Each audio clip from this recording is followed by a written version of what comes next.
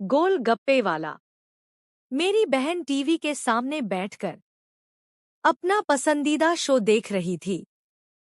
आज मुझे ट्यूशन के पैसे मिले थे, तो मैं उसकी पसंद के गोलगप्पे ले आया था। मैं उसकी ज्यादा इच्छाएं तो पूरी नहीं कर पाता था, पर मेरी कोशिश रहती थी कि उसकी छोटी छोटी खुशियां पूरी कर दूं। वो भी बहुत समझदार थी, जानती थी कि भाई की जेब कितनी छोटी है, इसलिए एक अंडे वाले बर्गर या गोलगप्पों की प्लेट पर ही संतुष्ट हो जाती थी। छोटी, देख, तेरे लिए क्या लाया हूं, मैंने पॉलिथीन उसके सामने लहराते हुए कहा। वो हमेशा की तरह खुश होकर चिल्लाई, मेरा प्यारा भैया, गोलगप्पे वाला भैया, और रसोई में भाग गई। उसे हमेशा से ही मिल-बांट कर खाने की आदत थी। वो मेरे और माँ के लिए हर चीज के 3 हिस्से करती और खुद अपने हाथों से हमें खिलाती। मैं अक्सर उसकी आदतें देखकर सोचता था कि ये बहनें छोटी होकर भी इतना बड़ा दिल कैसे रखती हैं। रात को जब मैं 9 बजे सोकर उठा, तो घर से बिरयानी की खुशबू आ रही थी। मैं मुस्कराया। माँ को शाम को पैसे दिए थे और माँ ने आज ही बिरयानी बना ली थी। माँ जानती थी कि मुझे और जोया को बिरयानी कितनी पसंद है। जैसे ही मैं मुंह धोकर आया, माँ मेरे पास आकर बोली, हमजा बेटा, ये 1 प्लेट बिरयानी अपनी हिना खाला को दे आ। हिना खाला मेरी माँ की कजिन थी।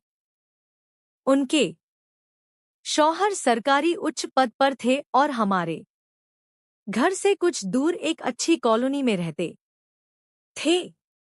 मुझे पता था कि खाला की तरफ माँ का झुकाव क्यों है, और मेरी बहन की आंखों में भी चमकते हुए सपने दिखते थे, लेकिन मुझे डर था कि कहीं माँ और बहन का ये सपना टूट गया तो वो इस सदमे को सहन भी कर पाएंगी या नहीं।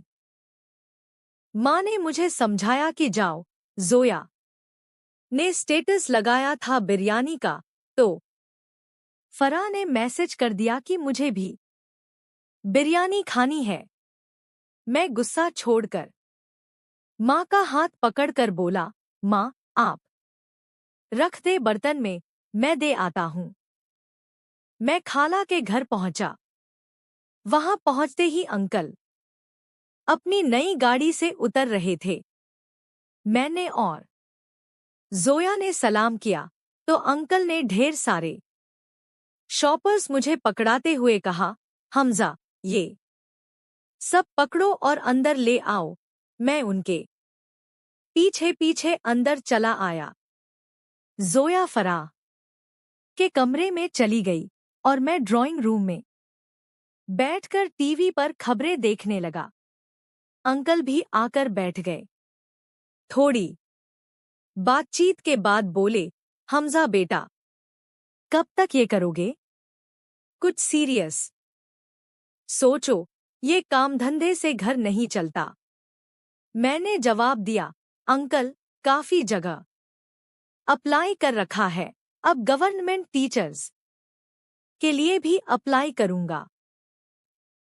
अंकल बोले, बेटा, नौकरी फोन से नहीं मिलती। मेरे बेटे के लिए भी 30 लाख लग गए और सिफारिश भी थी। तुम्हारे पास बजट कितना है? मैंने घबरा कर कहा, अंकल, मेरे पास तो कोई बजट नहीं है। अंकल बोले, तो फिर कोई ठेला लगा लो, आलू चाट या गोलगप्पों का। अच्छी कमाई है। उन्होंने मेरी बहन की तरफ देखकर कहा। मैं गुस्से को जुब्त किए हुए वहां से निकल आया। रास्ते में मुझे महसूस हुआ कि मेरी बहन रो रही है, लेकिन मैं चुप रहा। घर पहुंचने पर मैंने खुद को संभाला।